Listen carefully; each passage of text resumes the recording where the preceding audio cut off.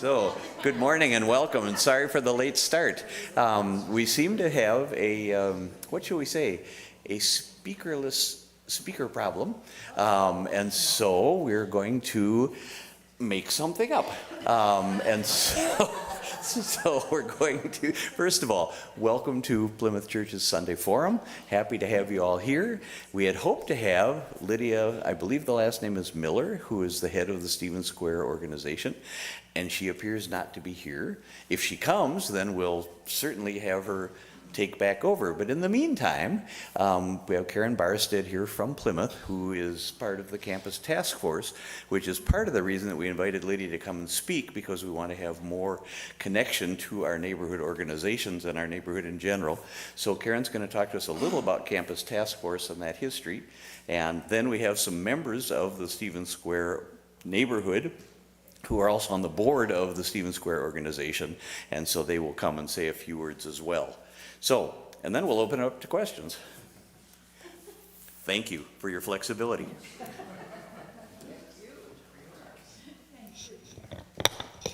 I'm totally unprepared. So welcome everybody. I am Karen Barstead. I'm on the campus task force here at Plymouth Church, as is Jeff Hall, Peg Burke, Trish O'Brien, Katie Dillon. Am I missing someone? Okay.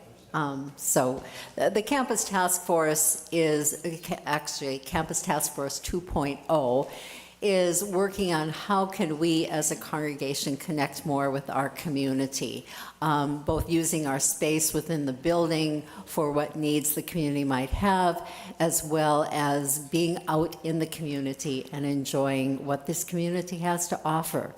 You know, it's real easy to focus on problems in a community, and we want to focus also on the joys, the opportunities, and the assets in the community, because this is a beautiful, beautiful place. Just a question, how many of you know where Stevens Square Park is? Okay, that's one of the assets in our community. So one of the things that we hope is that in the coming year, more of us would get to know where Stevens Square Park is and be a part of events that they have going on there. Do you know the address of it? It is between 17th and 18th. Is that Maureen? Between 18th and 19th. Between 18th and 19th. Between Stevens and 2nd. Between Stevens Avenue and 2nd Avenue. Yeah. It's a 1 square block. Yeah, 1 square block, just a really nice little place, close to the boiler room, which has about the best coffee in the city, in my opinion. So that's another asset in the community. I'm not sure what else to say about Campus Task Force, but we've been having lots of discussions with members of the congregation to talk about what are our dreams and visions and how do we live out the purposes of the church. How do we cultivate our spiritual lives and then cultivate our community within the church and cultivate our community beyond the church, because it's just really important that we know who our neighbors are. Who doesn't need more friends? Peg. It's a private, yeah, inside joke there. So maybe at this point I will ask, oh, we have something. We're going to put a visual up. Oh, we're going to put a visual up. It's always nice to have something to look at besides me. You're wonderful. Okay, so as was mentioned, we have two of our neighbors here who are on the board for Stevens Square Community Organization. And if you would come forward and use the microphone, and just so you know, this event, this conversation is being recorded. There are people out in the ether who might be watching right now, and it will be recorded so it's available later on. But Maureen and Karen are going to talk about some of the things that do go on in Stevens Square and the different events and opportunities And here we go.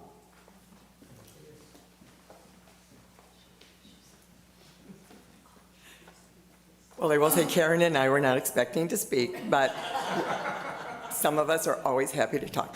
My name is Maureen Wells. I have lived in Stevens Square on the same block for the last 50 years. I moved here when I was very young and managed to age in place, which I'm very happy to do here. And I am the co-chair of the Neighborhood Development and Events Committee, which is like the perfect way to engage with Plymouth. And as you have talked, we are also very interested in figuring out ways to engage.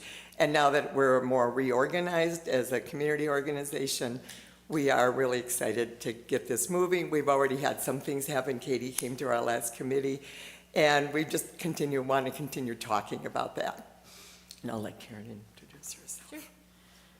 Hi, I'm Karen Ives. I'm treasurer of Stevens Square Community Organization. I've been on the board off and on for years. I know Jeff Hall. We have years ago had contact over some issues. And I will say off the top to thank Plymouth Church. We have our offices in this building. We were over at L&B, which is now torn down, and we're desperate, where shall we go? We had no place left to go in the neighborhood, and the church offered us some space, and we've been here several years, so thank you for that. We over the years have done a lot of projects together. In the past, you actually did some fundraisers for us. You had Philip and Elle did a concert for us. We've had some dinners here. So we've had a long relationship with the church. And, you know, after COVID and now the George Floyd things changed quite a bit. We became kind of inactive for a while, but we're back up to kind of pretty good full speed again. We had the wonderful Red Hot Art in the park, which some of you might have been familiar with. It was a 2-day festival. We had lots of attention and people coming outside the neighborhood to participate in that. That all stopped. We weren't able to get funding, but we're trying to reinstitute some of those traditions again. And with Maureen being in charge of the events, we have quite a few things that are happening. We just need more participation and more outreach so people know who we are and we could rebuild our sense of community. So just quickly, I'd just like to just tell you the committees that we have and ways that you might choose to engage with us. The committee that I co-chair is Neighborhood Development and Events. So we look at who's coming into the neighborhood to build, to put in organizations. Okay. Thank you. Who's coming into the neighborhood. We try to engage with developers, business owners, neighbors. One of our more recent ones was there's a building that's been empty on 19th Street between Stevens and 2nd, and it was used by the county to house homeless people over the age of 55. That eventually went away, and we didn't know what would happen there. So I engaged with Marion Green, who is our county commissioner, to find out what's going on, and that's how we found out that a Native American CDC is putting a treatment center there. We wouldn't have known that if we didn't know how to engage with Marion. So they did engage with us then, so we learned a lot more about it. So that's the kind of thing we try to stay up on top of. And we also do the events that happen in the park. And I'm glad that in summer will be a good time to invite people back into the park. We have lots of fun things to do. We recently got the most fabulous water fountain you've ever seen. You can be short, tall, be a dog, or fill your water bottle there. And Elizabeth Schaefer said we have the fanciest one in the city. So we're very happy for that. We got a really good thing there. And then there's the safety committee, and the safety committee does community safety walks. And when the weather's nice, I would invite any of you to look at the schedule and join in on those, just get to know the neighborhood a little bit better. I think we're like a well-kept secret, the park is. And so it's just a really good opportunity for us to re-engage with each other. And I think we all have a lot to offer each other. I think a lot of people think the church is this other. And we know it's not. And so trying to help find ways that we can make other people know that too. We'd love to answer questions if you have any. I just want to say something about the presence of the church has been both positive and a negative as far as the neighborhood goes. A lot of concerns come up about Nicollet Avenue and the safety issue. We had a farmer's market, which was lovely, at your corner parking lot. Malcolm helped keep us safe there too. Yes, Malcolm did.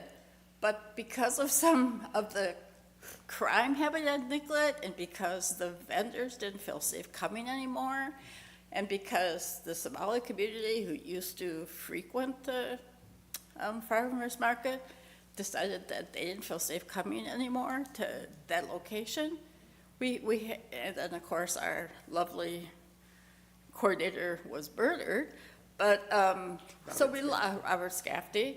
We lost that, and we've been in some conversations with Three Sisters, see if we can't get their presence to at least one day a week to come here. That's a little bit too soon, but there might be some interest.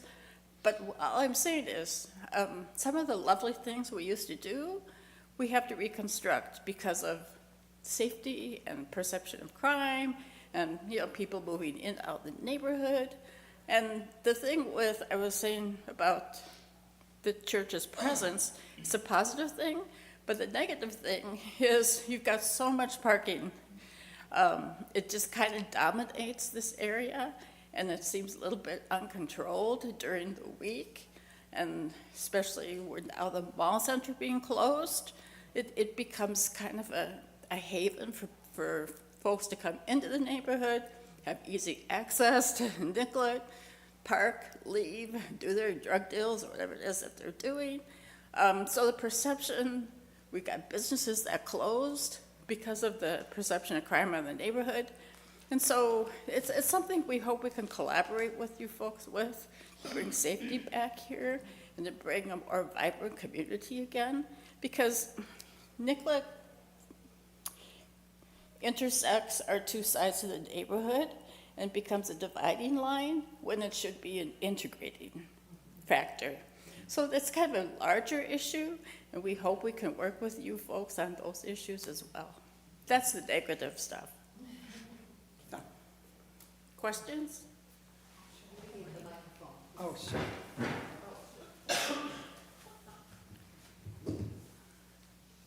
Oh, I think they're giving people microphones. That's okay. You used to have an art fair in that park. Is that was coming the back? Well, that was Red Hot Art, Yeah. and funding has been a little more challenging to get.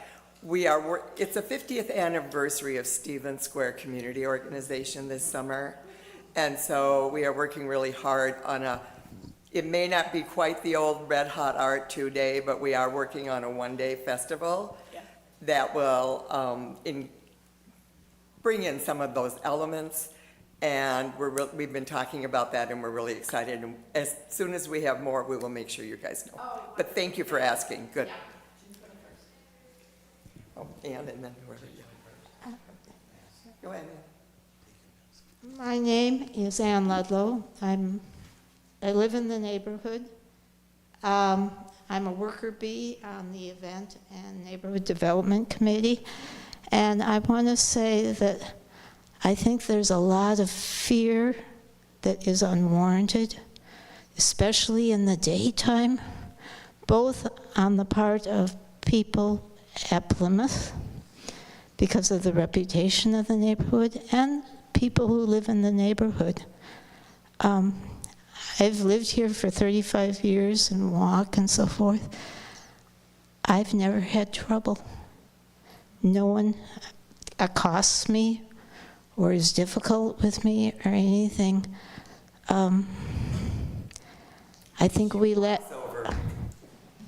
I always walk over. I know I'm fairly well known for that at church, but I'm not stupid. And the park is great, especially in the summer. It's beautiful, the walk there, and it's quiet. and the people are just ordinary people who don't mind having you there and who actually encourage you to be there. I think it's easier to walk than try and find a parking spot.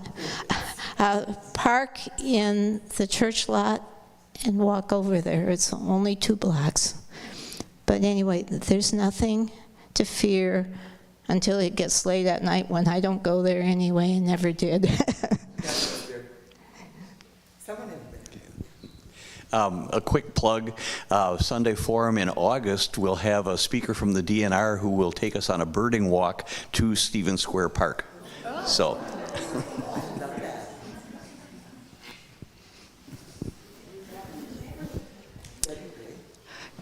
I had 2 questions. So my husband in 2008 lived across the street, so we've been around this neighborhood, and our kids go to the daycare, so we're here every day in the parking lot. So I know the regulars in the parking lot. Has crime gone up, or is it a perception in the last 10 or 15 years?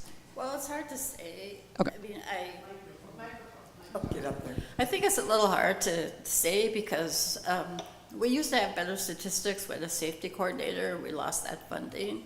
So we don't exactly know exactly what but the crime that has happened seems more violent. There's more gunshots, there's more, well, we actually had a few murders I did at Nicollet. And that, obviously that scares people. And I've driven on Nicollet during the day and heard gunshots, and then people scatter all over it. Then you don't know when, it seems random, you don't know when that's going to happen. And we've lost businesses on Nicollet because of that. I don't know if there's a recent story, Fratelloni's closed, they were receiving free rent, but no one felt safe enough to go there anymore. So we lost that business, CVS just closed, that corporate, and be different reasons why they closed, but nevertheless, it feels unsafe. Yeah. So I can't really answer your question, but it's the perception is worse. Yeah. One of the things we've been promised by both Katie Cashman and Jamal Osman, who are the city council people on either side of Nicollet, 6, 7. We got split up years ago. They've been promising us interrupters, and I think that will be helpful to us since there aren't enough police to be there all the time, and we're hoping that, I think by April or May, they hope that we'll have interrupters, which will make people more comfortable, we hope, and feel safer, because I quit going to Fratelloni's because I had to run the gauntlet of the drug dealers, and I feel bad about that. I preferred to use it. Yeah. And then my second question is, they're going to rebuild Franklin soon. Have you guys been involved? Is there good things coming, or do we need to go help you advocate for good things? Well, I would say look at it. I would say there's some things I felt were problematic, and I will just speak for myself. Am I bad? Oh. I'll just speak for myself, is that it looked like crossings were going to be more difficult for people who had mobility issues like me. We're going to lose a bunch of parking, although they claim, and I believe it, they did some parking surveys and said, okay, they're not using Franklin that much. And I understand that because it can be busy in certain hours and all of that. I think the hardest thing is we have First Avenue closed and we'll have a lot of Franklin closed. So we're going to be kind of cut off. And that's kind of nervous for businesses and just getting in and out of the neighborhood. So I would say go look at them and see if they make sense to you. You have to speak for yourselves. Oh, Karen, do you want to say something? I'm speaking from maybe not current knowledge, but what do you hear about the 3rd precinct? Would that help if we get the 3rd precinct well established again? Would that help with the perception of safety? This is the 5th precinct. Yeah, 3rd precinct is quite a ways from here. Okay. Again, ignorance, sorry. No, it's okay. It's a question for the whole city, but it doesn't affect us as much. What are interrupters and what do they do? Interrupters are people who are skilled at walking into a situation, And they will see people who are doing things, and by their presence and also their willingness to talk to them can kind of de-escalate things. They're usually from the same community as the people. All the interrupters that I have seen are usually from the Black, Hispanic, and Native community. And I will say an instance of them helping us was about 4 years ago. There were a group of men who came into Stevens Square Park every morning, and they drank there all day long. And they trashed the park, they fought with each other. I live half a block away. I was seeing ambulances and cops there. I got to know the park police by their first names. That's when Elizabeth Schaefer and I became friends, because it's like, what are we doing here? And the interrupters were a huge piece of helping those people move on. Now, I do understand they went somewhere else. And I know the interrupters knew the guys who were there. They knew what their stories were. Some of them had gone to school with them, and they could tell us that. And not everybody was looking to change their lives. But the interrupters helped us clean up the park. I brought my niece and nephew and my niece's children to that park, and for 3 years I lied to them because I didn't want them experiencing my park through that lens. Are they paid city employees, the interrupters, or are they volunteers? Yes, they're paid city employees. The ones before were from the park board, but the ones they're talking about now will be under contract for the neighborhood safety department. And there's been a lot of controversy about that, how they get paid, if they get paid, what they do, and how we know that, but I'm hopeful.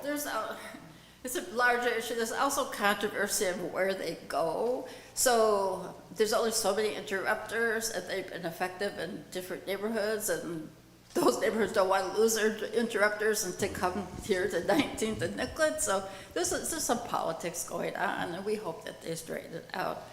But we do think it would help our neighborhood to have that presence. The fact that Minneapolis has lost so many policemen, where the city really needs to hire more police.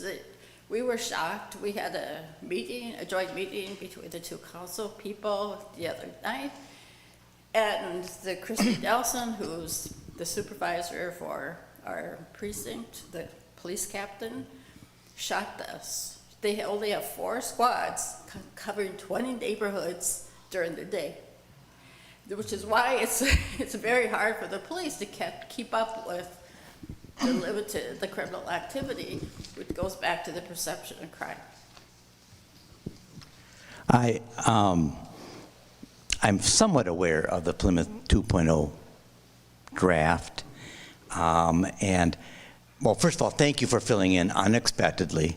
Yeah. You're doing great. We love and believe in our neighborhood, so we're happy to be here. Oh, good, good.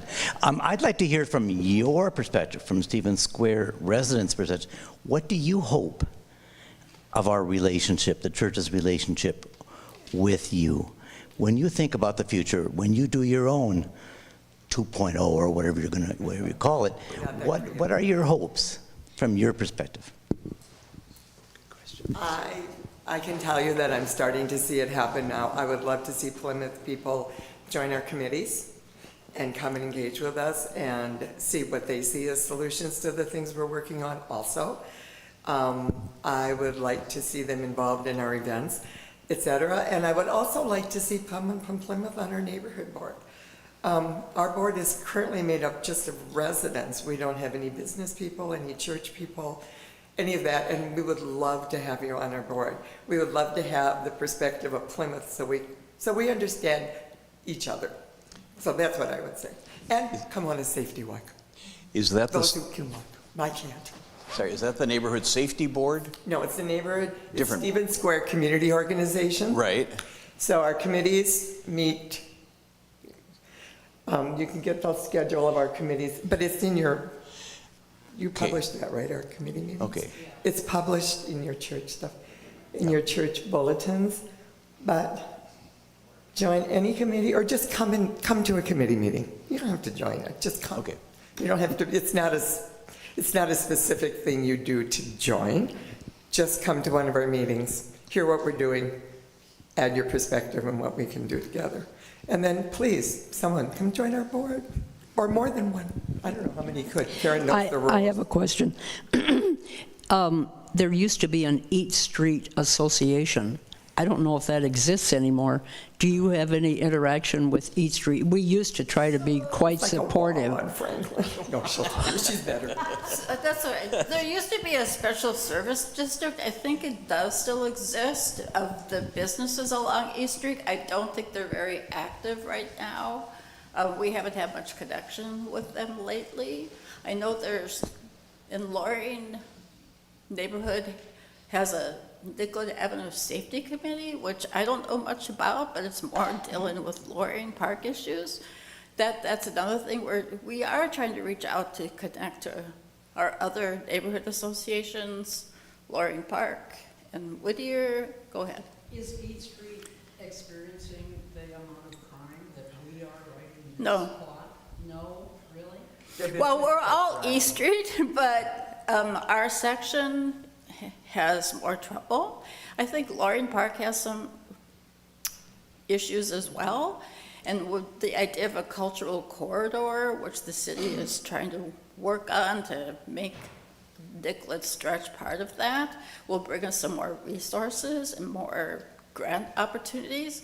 So we're just paying attention to what city council, if they actually take this initiative and go through the steps to make it a cultural corridor. We hope that happens and we can reintegrate the whole avenue. So I go to East Street Crossing a lot, and I never, ever encounter anybody. It makes me feel unsafe. So I have a question from the chat.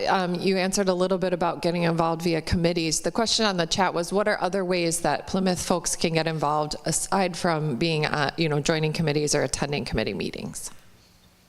So, we're, and Katie probably can speak to this better than me, but we're working on trying to develop a garden on Plymouth Church property in coordination with one of your committees. It might be Climate and Environmental Justice, yes. There you go. Thank you. And we have a wonderful, Adam Schneider is our grading coordinator. He's just really fantastic.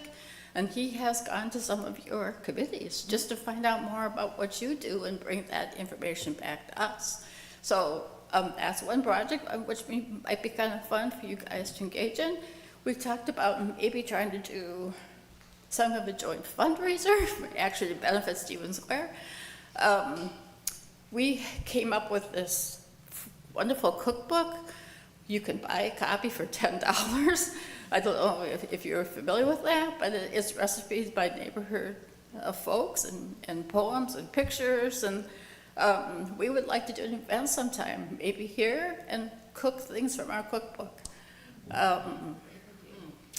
We've asked, if we have this 50th thing in the park, we've asked you to either sponsor some face painters or like an ice cream truck, or just so you have a little involvement in our community. And the neighborhood walks. And we'd all like to know what we could do to engage back with you, what committees you would like to see us join, be part of, engage with. I mean, it's not a one-way street. We understand that. I don't really know. I mean, Katie and I have talked a little, so I know a little bit. Karen Barstead and I have talked a little bit. So I know a little bit about your committees, but I'm not over. I want to know what committees we could either join or just sit in on. Two. So we engage back and it's a two-way street. I happen to know of one right off the bat. That's the Reimagining Community Safety Committee that we would be happy to have your involvement with. Wow. And we're looking at becoming more involved with your Neighborhood Safety Committee. So thank you. That'll be a two-way street, I think. Can I just quickly plug? Please do. So I'll just mention that the communications person for Stevens Square, Chris, they're super awesome. They've been connected with our new communications person, Susie, so they're working as well to do some information sharing. But the Stevens Square website actually is very up to date. They have up to date information on events, so you can always see things that are going on in the neighborhood. And we've talked about at Campus Task Force that sometimes Plymouth members can feel a little nervous about showing up to something if they don't know what the deal is or they don't know if they're gonna know anybody. So are there opportunities to go to some events or, do things in the neighborhood as a small group? Even grabbing lunch over at, the Ethiopian vegan restaurant or the new burrito place, which is really good, or grabbing coffee at the coffee shop in the neighborhood. So just ways that we can be more present, but not necessarily just alone as individuals, which I know can be tough. And that makes perfect sense, absolutely, and I would encourage that for sure. I know if you, lots of places feel a little scary if you haven't walked in or don't walk in with somebody. Even me, raving extrovert, I still like to come in with a friend, my support friend. So I did, not knowing we would speak, of course. But absolutely, absolutely. We really, really want to do this. We have a monthly newsletter, which is really easy to sign up for. If you haven't done that, I think you can figure out how to do that from our website. And then it just lists our events and just other things that are interesting, not necessarily for Stevens Square. We also have a Facebook presence and Instagram. So those are other ways to know what's going on. So I do get the newsletter, and I really appreciate it because it's easy to go through, and there's just great information. And you might share with people in the neighborhood that we have a weekly news information email that goes out that people can easily sign up for and know what's going on here. And it's not all churchy stuff, so lots of opportunities for people. So a couple of questions. Would you please describe the demographics of the neighborhood, like who lives here, what cultural groups, ages, children, all of that. And then what's happening on First Avenue? Because honestly, it looks like nothing is happening there. That's what it feels like too. I have friends that live in Lowry Hill. It takes them 20 minutes to get to my house on 17th and Stevens because they couldn't figure out a way to get there. I think it's underground sewer work. Yes, sorry. And it seems like the activity stopped. It goes in spurts. And I don't know how long that sewer work's gonna take, but you're right, it seems inactive. But then sometimes you see the big things that they bring over to go underground. Okay. What was the other question? Demographics. Okay, so the demographics, our statistics are from either the last survey, 2020? 2020. So I think it's, okay, she can speak to that, but we do have, I'll let Marie talk about that. But first of all, we're a high renter neighborhood, 90% renter. We do have some home ownership, but in terms of, we have a very strong Somali community. We've got 2 public towers where people of lower income reside. We have a lot of subsidized housing scattered throughout the neighborhood, group homes, sober houses. But in terms of economic statistics, we're a low-income neighborhood. We're not the lowest, but we have a lot of people with incomes which are just at the poverty line. Go ahead. No, that's absolutely right. When I was going to the park board, hi Malcolm. Sorry. We have a long history. And a good one. It's a good one though. He's very helpful. He came in. No, I looked when I was going to the park board and trying to help them understand just because there aren't a lot of children in Stevens Square doesn't mean Stevens Square is not a high-need neighborhood. So we're a very small neighborhood. We're very compact, but there's 4,000 people who live in that space. So you can imagine it's mostly 3-story walk-ups with a few high-rises, a couple of condos and apartment buildings that are a little higher.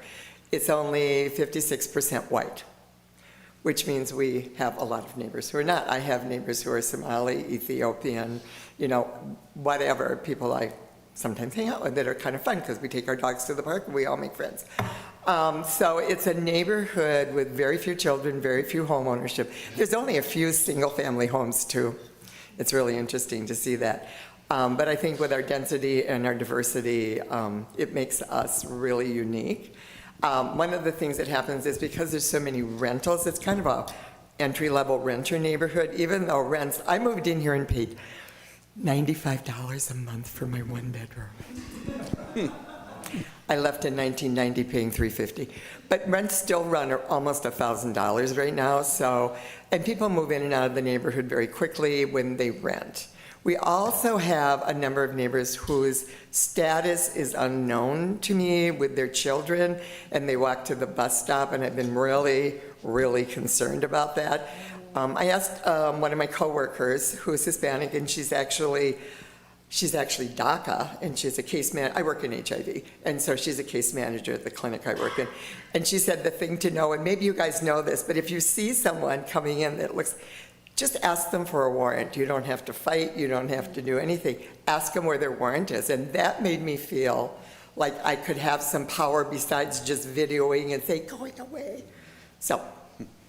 I was just going to point out, we have natural affordable housing, meaning because we have a historic preservation district, things can't change within, they can't tear down our buildings and build new ones.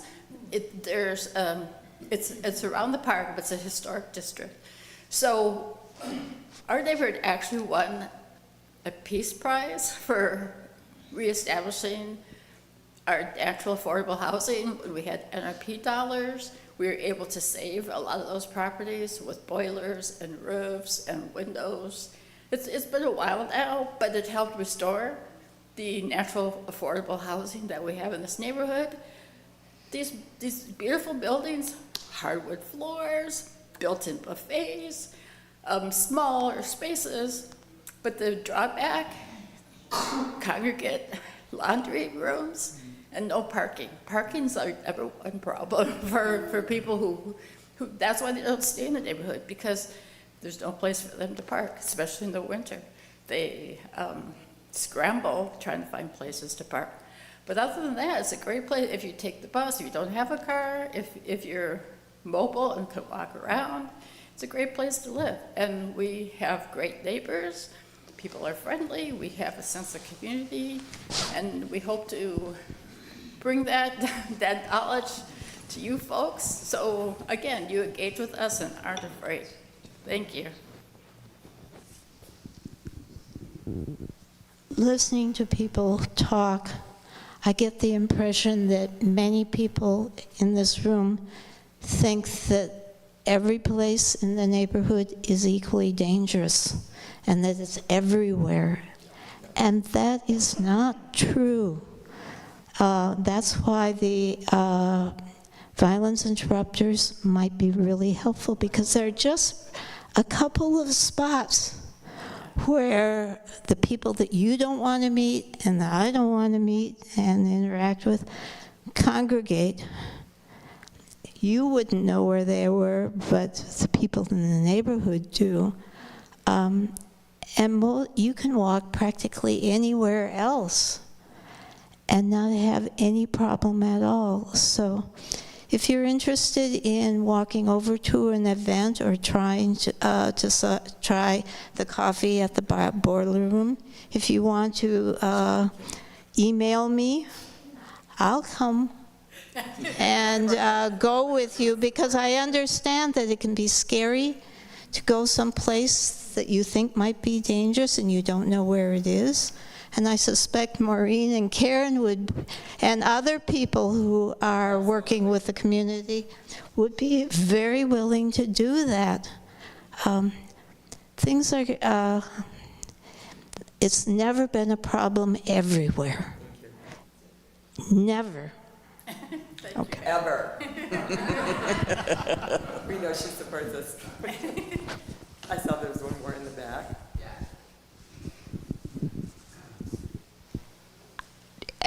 I saw you have like the safety walks. Is there also neighborhood cleanup events? No, but neighborhood cleanup is another one. Thank you very much. Because we walk down LaSalle every weekday morning.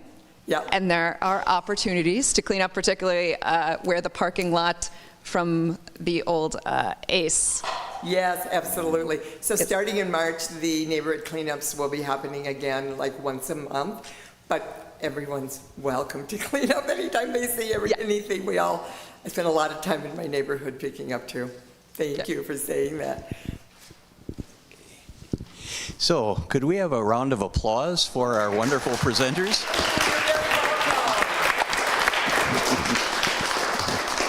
This was a lovely, unexpected opportunity. Yes, and Thank you. You really rose to the occasion. Thank you so much. You did a great job for us. We are very passionate about our neighborhood, so thank you for hearing us and inviting us. Okay. Sometime in April, we're having Katie Cashman, who is our city council member, come here and talk to Tech Forum. And so we would like to invite you to come and be here for that, and anybody else from SSCO or the neighborhood. We'll get it in the newsletter. That'd be great. Because Katie knows us too. Yeah. And Jamal knows us. Everybody knows us. Okay. That is one of the Yes, please. Yeah, benefit of living in this neighborhood is you get to know your city council people. Next week we have Brittany Johannes from the Wildlife Rehabilitation Center of Minnesota, which is going to be a fantastic presentation. Injured birds, injured squirrels, or whatever out on the road. There's a place you can drop them off 24/7. It's a wonderful veterinary, possibility for injured wild critters. And so please come back and see us next week. Thank you. Thanks, everybody. Okay, thank you.